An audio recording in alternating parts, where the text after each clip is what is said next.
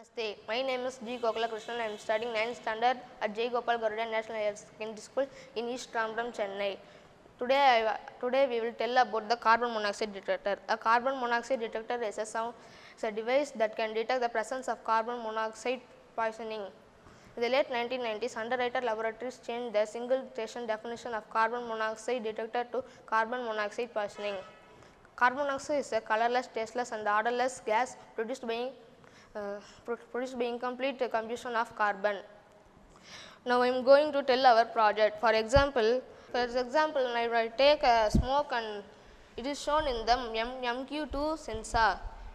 The sensor will observe the smoke and show the reading at the display monitor.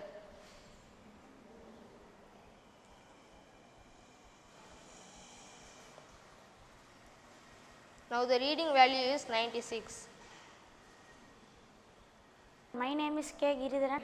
Users: while carbon monoxide detector do not serve as smoke detectors and vice versa, combined carbon monoxide detectors are also sold. In the home, some common sources of carbon monoxide include in open flames, water heater, space heaters, blocked chimneys, and running a car or grill inside a garage. Thank you.